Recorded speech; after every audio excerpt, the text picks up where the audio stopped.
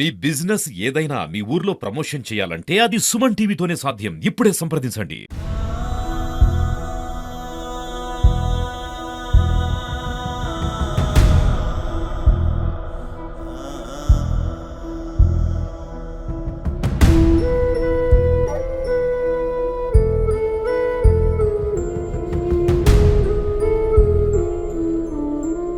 మహబూబ్నగర్ జిల్లా నవపేట్ మండలం ఊరుకుంట గ్రామంలో విషాద ఘటన చోటు చేసుకుంది. అయితే గ్రామానికి చెందిన గణేష్ 3 రోజుల కిందట ఉరి వేసుకొని చనిపోయాడు. యువకుడుగా ఉన్న గణేష్ ఒక్కసారిగా మృతి చెందడంతో తల్లిదండ్రులు కన్నీరుమున్నవుతున్నారు. ప్రస్తుతం మనం అయితే గురుకుంట గ్రామంలోని గణేష్ ఇంటి వద్ద ఉన్నాము. ప్రస్తుతం మనం విజువల్స్ లో చూసుకోవచ్చు. ఏదైతే గణేష్ అకస్మాత్తుగా మృతితో కుటుంబ సభ్యులు కన్నీరుమున్నవుతున్నారు. అసలు గణేష్ ఆత్మహత్య అకస్మాత్తుగా చేసుకోవడానికి కారణం ఏంటంటే తల్లిదండ్రులు పూర్తిగా ఏడుస్తున్నారు. చేతికి అందుకు వచ్చిన కొడుకు చనిపోవడంతో కుటుంబ సభ్యులు కన్నీరుమున్నవుతున్నారు. గత 3 రోజుల నుంచి కూడా వాళ్ళు ఏడుపుతో గ్రామంలో విషాద చాలనుకున్నారు. ప్రస్తుతానికి తండ్రి మన వద్ద ఉన్నాడు. అసలు అంటే గణేష్ చనిపోవడానికి ప్రధాన కారణం ఏంటి, అసలు ఎందుకు చనిపోయాడు, అసలు గణేష్ ఏం పని చేసేవాడు? ట్రాక్టర్ నడుపుతుండే, ఆటో నడుపుతుండే సార్. ఇక దాని వలన ఏమైంది మాకు తెలియదు. మా ఇంట్లో ఏం గొడవ పడలేదు, లొల్లి లేదు, ఏమి లేదు, ఏ పంచాది లేదు, ఏ లొల్లి లేదు. ఇక దోస్తుల వల్ల అయిందా ఎవరి వల్ల అయింది తెలియదు. మంచిగా ఉన్నాడు. ఏడికి పోతా అంటే మామనగర్ పోతా అన్నాడు. ఆటో తీసుకుని ఇంట్లోకి వెళ్ళిపోయిండు. నైట్ 9 గంటలకు ఫోన్ చేస్తే వస్తుండా, నవపేట వచ్చినా వస్తుండా అన్నాడు సార్. రాలేదు. వస్తాడు కదా అనుకున్నా, రాలేదు. అంటే మీకు ఎట్లా తెలిసింది విషయం? ఈ గణేష్ మృతి చెందిన ఎవరు ఫోన్ చేసి చెప్పిండ్రు? బావి దగ్గరికి వెళ్ళి పండపల దానికి ఊరేసుకుని ఉంటుండ్రు. అక్కడ వెళ్ళేవారికి ఈ విషయం ఎట్లా తెలిసింది? ఆ విషయం ఎట్లా తెలిసిందంటే మా తోట ఉంది, మా పెద్దన అనేది.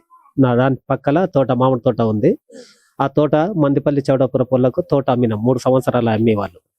అయితే ఆ పిల్లలు వారానికి ఒకసారి 2 పిల్లలు వచ్చి ఆ చెట్లకు నీళ్లు పెడుతుండ్రి. ఆ రోజు మేము ఎవరం పోలేదు అక్కడ చేనుకు. ఆ పిల్లలు వచ్చిండ్రు, చెట్లకు నీళ్లు పెట్టడానికి వచ్చిండ్రు. మోటార్ పెట్టిండ్రు, 2 చెట్లకు నీళ్లు పెట్టి ఇక్కడ షెడ్ దిక్కు మళ్ళీ చూసిండ్రు. ఆటో ఎవరిదా అంటని చెప్పి ఆటో కడుకొచ్చి షెడ్లకు చూసిండ్రు. షెడ్లకు చూస్తే శవం గండ్ల పడ్డది. ఆ తోట పిల్లగానికి ఫోన్ చేసిండ్రు. ఏడుండవన్నా అంటే నేను ఇంటి ఊళ్ళోనే ఉండ, గురుకుట్టనే ఉండ అంటే, అన్న మీ తోటలో ఎవరో నీ షెడ్ల బాబు ఊరేసుకున్నాడు, ఎవరో ఏమో అంటని చెప్పి నా పిల్లలు మా తమ్మునికి చెప్పిండు. వాళ్ళ చిన్న ఆయనకు చెప్తే వాళ్ళ చిన్న ఆయన అప్పుడే ఆ పిల్లలు చెప్తున్నాగానే నాకు ఫోన్ చేసిండు.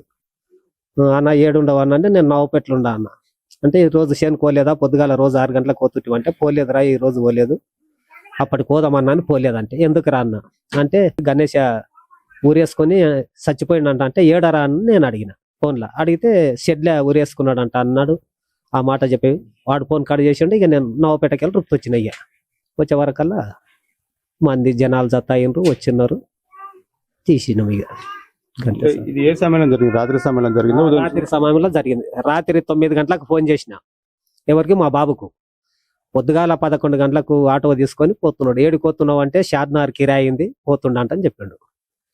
సరే పో అన్న. పోయిండు. పొదర్శనము కిరాయి పోయిండు. మళ్ళా పొద్దుగాల సాయంత్రం పోయిండు. ఆ పిల్లగాన్ని అడిగితే 4 గంటలకు మమ్మల్ని షాద్నార్లో దించిపోయిండు అంటని చెప్పిండు. సరే అంటని చెప్పిన అని 9 గంటలకు ఫోన్ చేసిన. అన్నం తిందాం నాయన అంటని చెప్పేసి అంటే, ఏడుండవు ఎక్కడుండవు అంటే, నవపేట వచ్చిన నాయన వస్తుండా అంటని చెప్పాను అన్నాడు. తొందరగా రా అంటని చెప్పిండు. ఇక మేము వచ్చినాము. వచ్చి అన్నం తిన్నాం. అన్నం తిని మళ్ళీ 9:30కు 9:20కి నా బిడ్డ ఫోన్ చేసింది. అన్న ఏడుండవు అంటని చెప్పాను అంటే, నవపెట్లు ఉండవు మమ్మీ, వస్తున్నా మీరు అయితే తిని పండుకోండి అంటే నా బిడ్డకి చెప్పాను. ఎప్పుడు అంటుండే పదం, నేను వస్తున్నా మీరు తిని పండుకోండి అన్నాను నా బిడ్డని అన్నాను. 9 గంటలకు నేను చేసిన, 9:20కి నా బిడ్డ చేసింది. మాట్లాడాడు మాతోటి. వస్తాడు కదా, ఎప్పటికి వచ్చినట్లు వస్తాడు కదా అని మేము అనుకున్నాం. ఇక అదే రాకడా ఇక మరి అట్లే చేనుకోయిండు. అదే రాత్రి లక్కనే చేనుకోయిండు. 11:30 పావు దాకా 12 గంటలకల్లా అవుట్ అయింటాడు సార్. అంతే. ఎందుకంటే పొద్దుగాల శవాన్ని బట్టి చూసి మేము అనుకున్నాం పోతుంది. ఇక మొన్న అది ఫైనాన్స్ చేసింటి, ఆటో ఫైనాన్స్ చేస్తే ఏం చెప్పిండు, ఊకే నెల కడతలేవు, ఫైనాన్స్ వాళ్ళు తిప్పలు పెడుతుండ్రు అని నేను అడిగిన 2-3 సార్లు.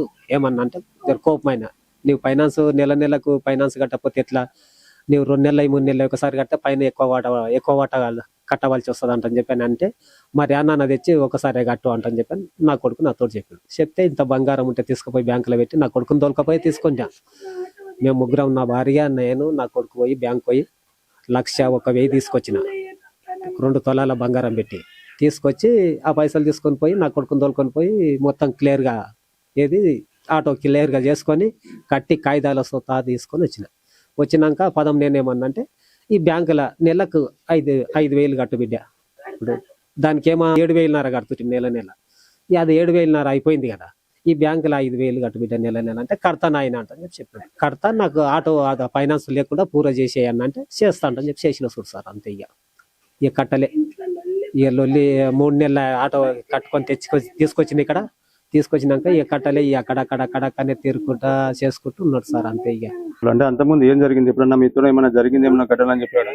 లేదు, నా కొడుకుకి ఏ బాధలే పెట్టలేను, బంగారం లాగా కొనుక్కొచ్చుకున్న నా ఇద్దరు కొడుకు ఏమొచ్చట చెప్పలేడు. మంచిగా ఉన్నాము, ఉండి ఏమన్నాడు, అమ్మా నేను ఆటో నడుపుతా, ఆటో బంగారం పెట్టి ఆటో ఫైనాన్స్ ఏం లేకుండా చేసిన నా కొడుకు చేసి, నాయన బంగారం తీసుకురా అంటే అమ్మ రోజు పోయి తెస్తా అన్నాడు. అని తెచ్చి పెట్టుకున్నామమ్మ బంగారం అన్నాడు. అయితే మన బిడ్డని కూడా ట్రాన్స్ఫర్ చేయన్నే నా కొడుకులో రూపాయలు పోసుకున్నా, నా కొడుకులు బ్యాంకులో పెడితే తెచ్చుకుంటామమ్మా అన్న. ఈయన కూడా తెలియదు, మా అన్నాళ్ళు ఉంటాడు, మేము ఉండేటోళ్ళు మేడ, నా బిడ్డ నా కొడుకు మేమే ఉంటాము. ఉంటే ఇంతనే ఉంటే ఉన్నాక అమ్మ తెచ్చుకుందామంటే తెస్తావు గడా అంటారు అనుకున్నా గానీ ఎవరన్నా అట్లా చేసి ఉండొచ్చు అంటారా? పెట్టిండ్రు, నాలుక ఎట్లా తీసాడు,